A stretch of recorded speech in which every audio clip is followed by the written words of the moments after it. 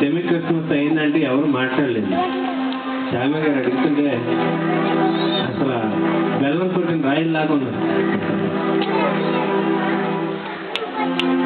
ఆర్లో ప్రాంతంలో మరి తోటగారు అనే ప్రాంతంలో సెమీ క్రిస్మస్ అయింది. దేవునికి స్తోత్రం. మరి అక్కడికి అనేక మంది ప్రజలు ఆయా ప్రాంతంలో ఉన్నవారు దేవుని వాక్యం చేత ఆశీర్వదించబడ్డారు. దేవునికి స్తోత్రం. అలాగే ఇందాక మనం చూసిన స్కిట్స్ పిల్లలు ఇప్పుడు 2-3 వేసారు. అక్కడైతే దాదాపు పప్పెట్స్ అలాగే కొన్ని కార్యక్రమాలు ఎక్కువగా ఇక్కడికంటే ఎక్కువగా అక్కడ జరిగినాయని నేనే సాక్షి. ఆమేన్.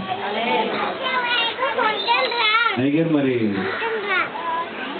మా ఏరియాలో చేయలేదు ఏంటని మీరు అడగదు. నేను ఒక 4 రోజులకు ముందుగానే మీకు తెలియచేస్తున్నాను. ఎవరికైనా సరే క్రిస్మస్ ఆరాధన పెట్టుకోవాలి అంటే తెలియచేయండి అని. ఆలస్యమైనప్పటికీ అక్కడ దేవుడు తన మహిమను ప్రతి ఒక్కరికి కనబరిచాడు. దేవునికి స్తోత్రం. దీనికి సాక్ష్యము ఆంధ్రజ్యోతి వార్త దినపత్రికల్లో మరి న్యూస్ కవరేజ్ వచ్చింది. దేవునికి స్తోత్రం. మరి దాదాపు 10 పత్రికలకి ఆ న్యూస్ ఇవ్వడం జరిగింది. అయితే ఆ 2 పత్రికల వారు అంటే మనం ఒకరోజు తరువాత ఇవ్వటం వలన వారు న్యూస్ కవరేజ్ చేయలేదు.